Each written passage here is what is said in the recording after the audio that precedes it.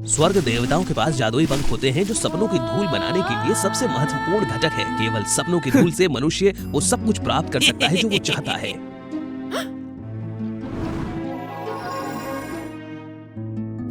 आज मुझे एक देवदूत को पकड़ना होगा और कोई गलती नहीं करनी होगी।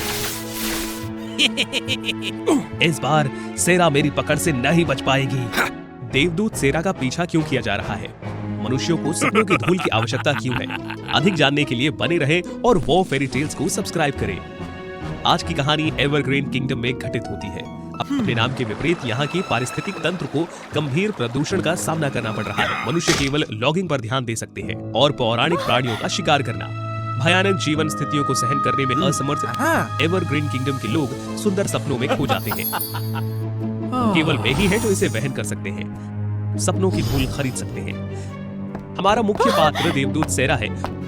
उसकी प्रजाति का अक्सर मनुष्य द्वारा शिकार किया जाता है।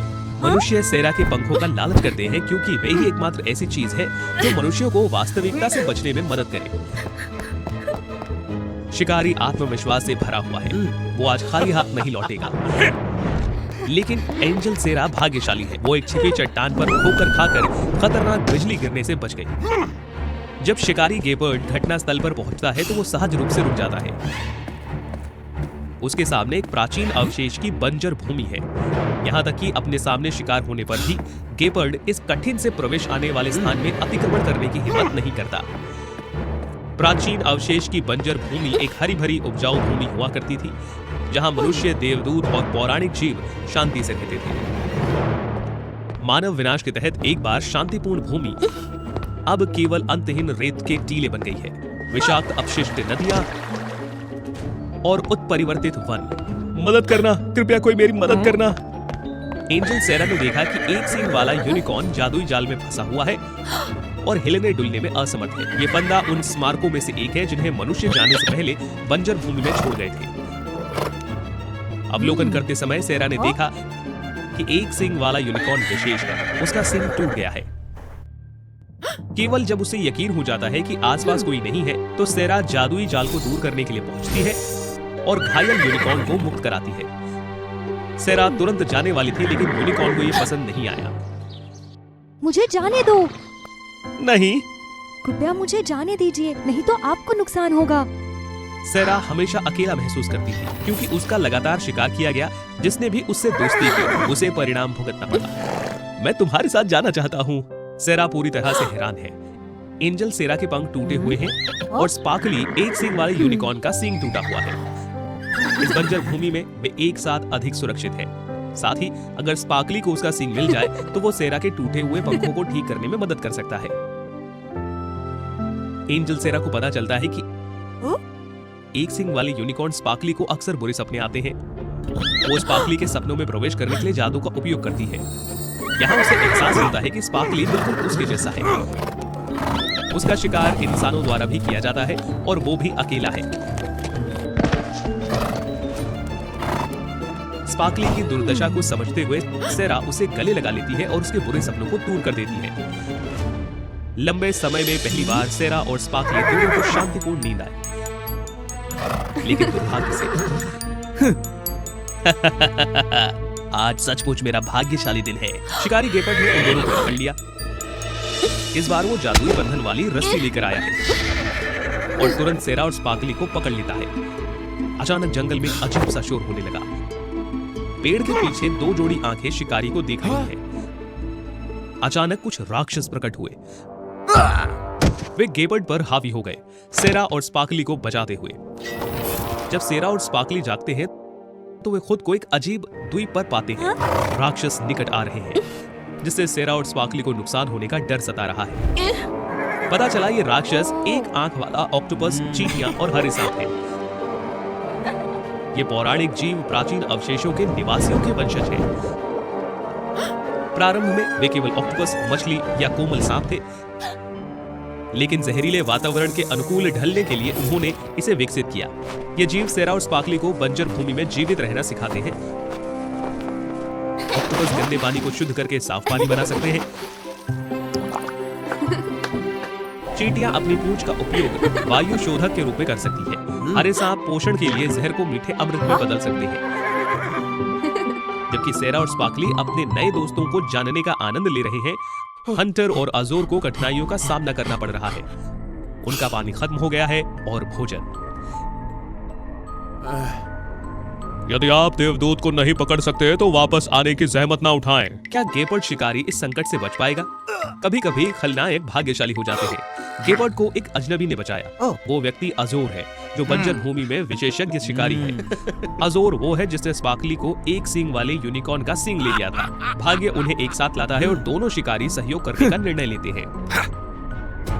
दो शिकारी गेपर्ड और अजोर जल्दी से सेरा, स्पार्कली और दोस्तों के समूह को ढूंढ लेते हैं। वे एक आश्चर्यजनक हमला करते हैं जिससे सभी लोग असहाय हो जाते हैं। स्पार्कली सेरा को बचाने के लिए जल्द ही पुनः पकड़ लिया जाता है। सेरा और उसके 3 पशु मित्र भागने को मजबूर हैं।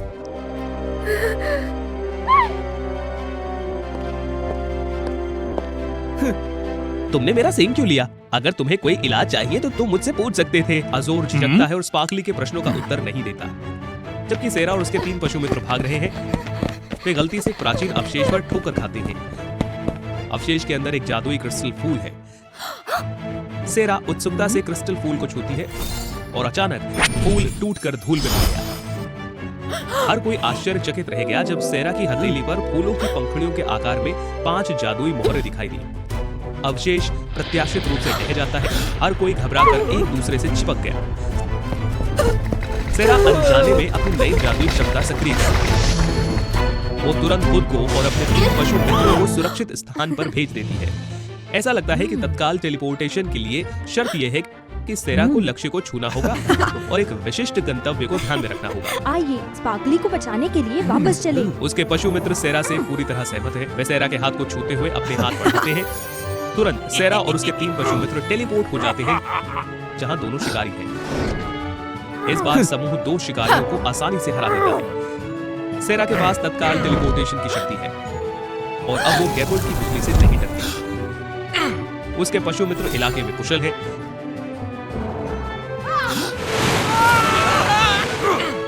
जल्दी से 2 शिकारियों और अजोर और गेपर्ड पर काबू पा लिया जाता है।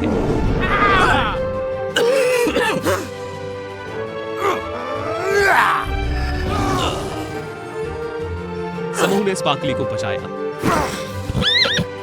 और अपना सींग पुनः प्राप्त कर लिया। सेरा स्पार्कली के सर पर सींग रखती है तो ठीक हो जाता है जैसे वो कभी टूटा ही ना हो। टीम अपनी जीत से बेहद खुश है, लेकिन 2 शिकारी नहीं। मुझे माफ करो, हम बुरे लोग नहीं हैं। ये सही है, हम बुरे नहीं हैं। तो फिर आप सेरा और मेरा पीछा क्यों कर रहे हैं? हम सिर्फ आदेशों का पालन कर रहे हैं। ये सही है। अब मानव नगर पूरी तरह प्रदूषित हो चुका है। हम कठिनाई में रहते हैं और नौकरियां ढूंढ रहे हैं, तो इसीलिए हम शिकारी बने।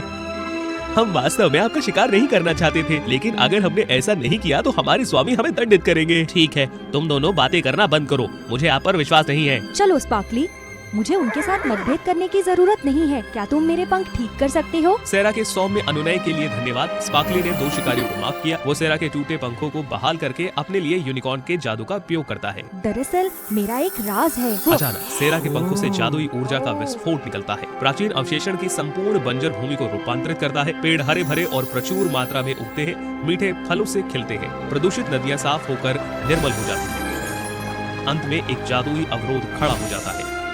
अब से कोई भी दुष्ट यहाँ अतिक्रमण नहीं कर सकेगा।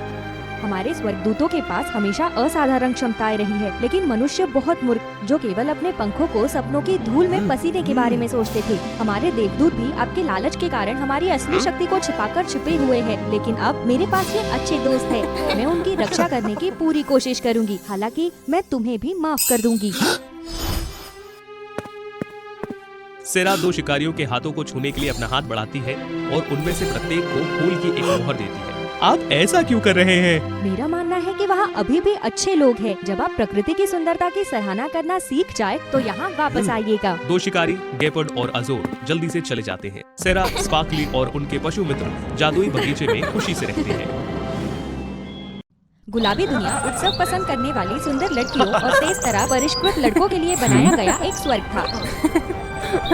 इस जगह पर हर चीज जीवंत और चमकदार रंगों से भरी हुई थी। हे भगवान, एन, क्या आपका वजन बढ़ गया है? अपनी पतली कमर को देखो। इस जगह में सुंदरता का एक सख्त मानक प्रचलित था। 56 सेंटीमीटर से कम कमर, रेशमी चमकदार बाल, पतला शरीर, ऊंची नाक, तीखी ठुड्डी और दीप्तिमान मुस्कान। प्रत्येक पद पर हर पहलू में कठोर मानकों को पूरा करने वालों को ही रानी के रूप में चुना जाएगा। और इस बार ये कोई आश्चर्य की बात नहीं थी कि ये व्यक्ति इंद्रधनुषी बार्बी थी। अपने नाम के अनुरूप वो चमकदार लहराते इंद्रधनुषी बालों की एकमात्र मालकिन थी। इंद्रधनुषी बार्बी एक प्रतिष्ठित शख्सियत, एक बेंचमार्क बन गई, जिसके कारण युवा लड़के उनके पीछे आने लगे। हाँ? हाँ? हाँ?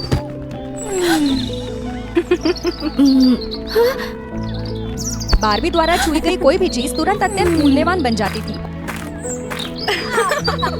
और फिर बार्बी को अपना मिस्टर राइट मिला, जो केन था। पूरे राज्य में सबसे खूबसूरत सुंदर आदमी। वे एक जोड़े बन गए, क्योंकि एक दूसरे के अलावा कोई भी उनके कद के लायक नहीं था। बार्बी और केन के प्रेम कहानी ने लोगों को मंत्रमुग्ध कर दिया और उन्हें मंत्रमुग्ध कर दिया। पापराज़ी ने उनकी हर हरकत पर नजर रखी और जोड़े के हर हाव भाव और हरकत को खुलेआम जनता के साथ साझा किया गया। उन्हें कम ही पता था, ये रिश्ता जनता के लिए महज एक मंचीय प्रदर्शन था जो जोड़े के प्रभाव को बढ़ा रहा था। क्या मुझे आप जैसे अस्थिर सतही व्यक्ति के साथ डेट क्यों करनी चाहिए? मैंने ये भी नहीं सोचा था कि आप जैसा नकली कृत्रिम व्यक्ति मेरे लिए उपयुक्त होगा। ओह, वे कितने आनंदित है। गुलाबी दुनिया में हर कोई बार्बी की तरह पूर्णता के लिए प्रयास नहीं करता है। ऐसे व्यक्तियों का एक समूह मौजूद है जो परंपराओं का उल्लंघन करते हैं। ये व्यक्ति अनुरूप होने से इनकार करते हैं और इसके बजाय दिन पर दिन अपनी असली पहचान छुपाने के लिए मुखौटा पहनते हैं। इंद्रधनुषी बार्बी गुलाबी दुनिया की प्रतिष्ठित रानी डार्क क्लब की एक दृढ़ सदस्य के रूप में दोहरी जिंदगी जीती है। मेहनत और परेशानी से भरे दिन के बाद बार्बी घर लौटती है और अपनी जीवन शक्ति से थककर अपनी चमकदार छवि को त्याग देती है। उसे इस अवस्था में देखकर निश्चित रूप से जनता की धड़कनें बढ़ जाएंगी। बार्बी अपने वास्तविक स्वरूप को स्वीकार नहीं कर सकती, क्योंकि वो जानती है कि उसके प्रामाणिक स्वभाव को प्रकट करने से उसे सब कुछ खोना पड़ेगा। वो जिस दुनिया में रहती है वो एक मुखौटा है, वास्तविक गर्मी से रहित एक बर्फीला क्षेत्र है जो मुस्कुराहट के समान है, जिसे उसे हमेशा निर्मित करना चाहिए। हाँ? सड़क पर एक लड़की अनुरोध करती है, क्षमा करें, मैं फिलहाल व्यस्त हूँ। मैं आपकी इच्छा पूरी करने के लिए बाद में वापस आऊंगी, ठीक है?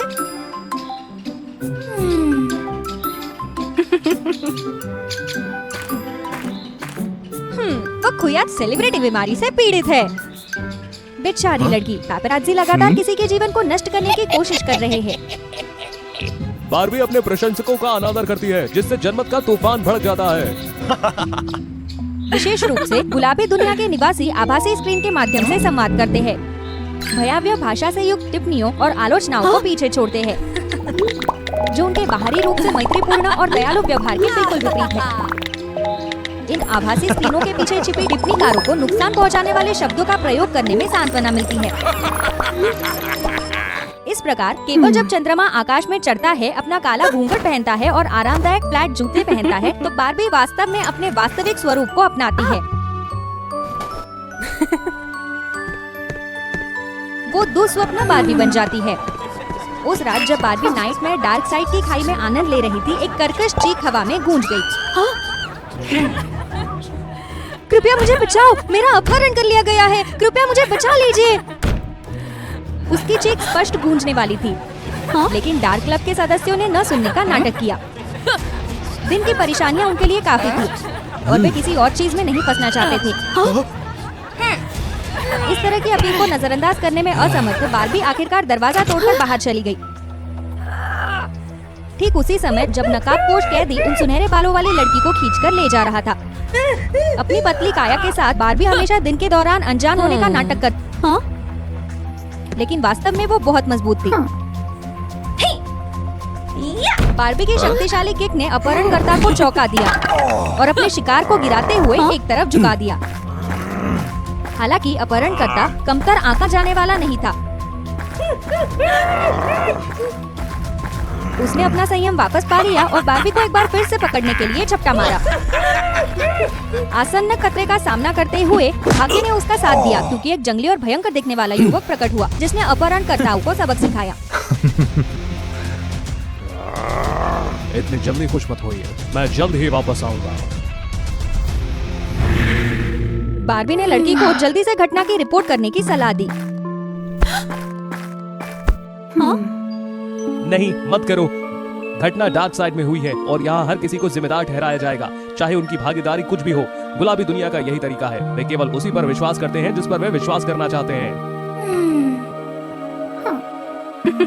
एक दूसरे के साहस और दयालुता से प्रभावित होकर डार्क नाइट और दुःस्वप्न ने खुद को बिना किसी एहसास के एक दूसरे के प्रति आकर्षित पाया।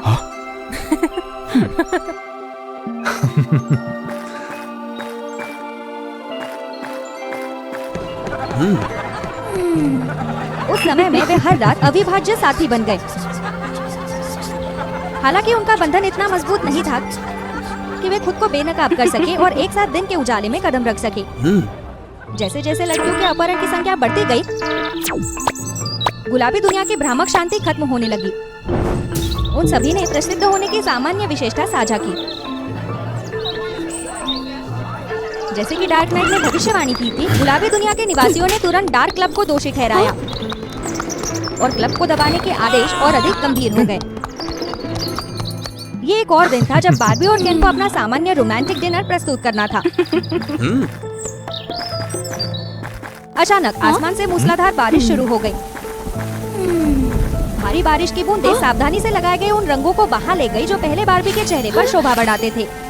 इससे भी अधिक भयावह वही भाग्य था जो केन के साथ हुआ था। जब उन दोनों को एहसास हुआ कि कुछ गड़बड़ है, तो दोनों पक्षों के प्रतिनिधियों ने तेजी से उन्हें दूर खींच लिया। वे एक शब्द भी बोलने में असमर्थ हो गए। बारबी चौंक गई, क्योंकि उसे याद आया कि उसके मुखौटे के बिना डार्क क्लब का युवक बिल्कुल केन जैसा दिखता था। अंत में बारबी खुद को रोक नहीं सकी और उसने केन को एक संदेश भेजा, जिसमें उसे रात 10 बजे सामान्य रूप में मिलने के लिए कहा। यदि वो वास्तव में द डार्क नाइट है, तो केन को निश्चित रूप से पता होगा कि उसे कहाँ आना है। लेकिन जब वे डार्क फेस क्लब में पहुँचे, तो बारबी का इंतजार एक अराजक भीड़ थी। गुलाबी दुनिया के सैनिक केवल बारबी के प्रकट होने की प्रतीक्षा कर रहे थे, ताकि वे उसे ले जा सके। ओह, बढ़िया केन। उस रात के बाद बारबी के साथ हुए घोटाले ने दुनिया को हिला दिया। कोई भी विश्वास नहीं कर सकता था कि केवल एक रात में बारबी जैसा प्रसिद्ध व्यक्ति अपना सब कुछ खो सकता है और उसे सुधार शिविर में भेजा जा सकता है। हालांकि अब बिना किसी दिखावे के, बिना रंगे बालों के और बिना कसी हुई कमर के, बारबी को शांति का गहरा एहसास हुआ। कुछ ही समय बाद बारबी को जेल की कोठरी में ले जाया गया।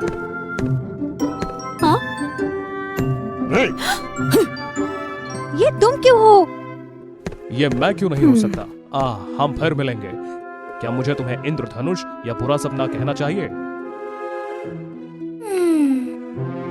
इतना मत डरो, मैं केवल बदला लेने में आपकी मदद करना चाहता हूँ। आप सब मिलकर इस क्रूर दुनिया को और तुम्हें समाज के निचले स्तर पर धकेलने वालों को नष्ट कर देंगे। गुलाबी दुनिया को नष्ट करे? कैसे?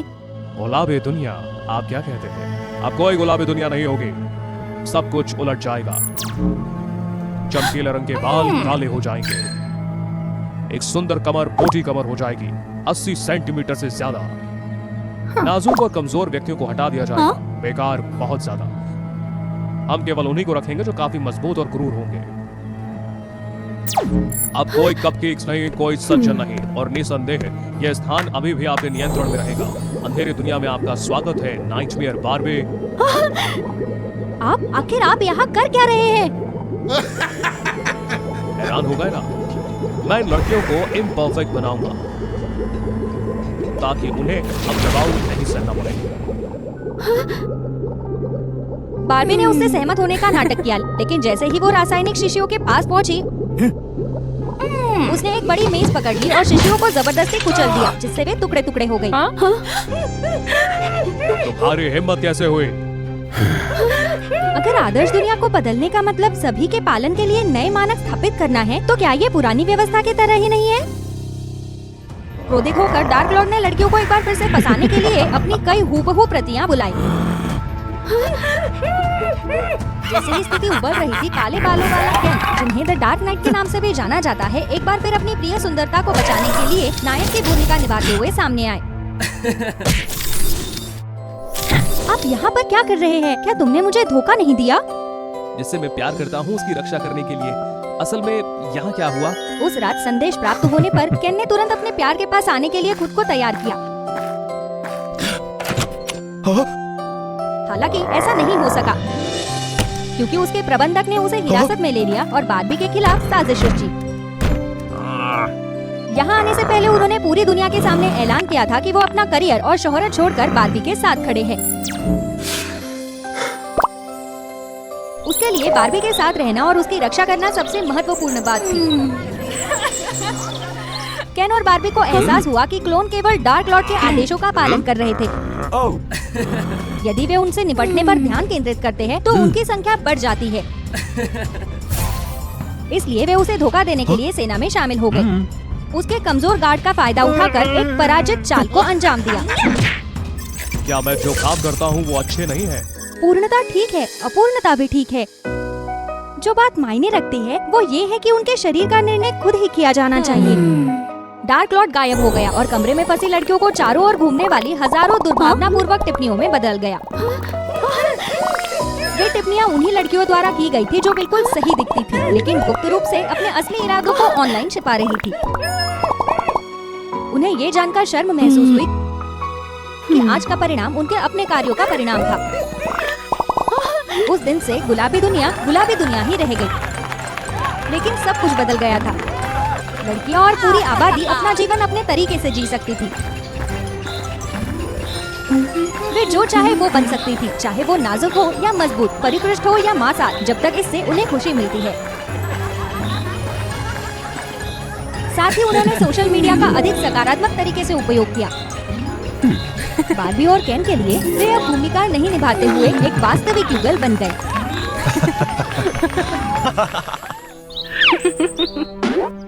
आज की कहानी समाप्त हुई। आपके समर्थन के लिए धन्यवाद। प्रत्येक दृश्य हमारे लिए और अधिक दिलचस्प नई कहानियाँ बनाने के लिए एक जबरदस्त प्रोत्साहन है। हमें जल्द ही 1 मिलियन सब्सक्राइबर्स तक पहुंचाने में मदद करने के लिए वो फेरी टेल्स को सब्सक्राइब करना ना भूलें। आज की कहानी को देखने के बाद वो फेरी टेल्स के साथ अपनी भावनाएं साझा करें। अगले एपिसोड में मिलते हैं।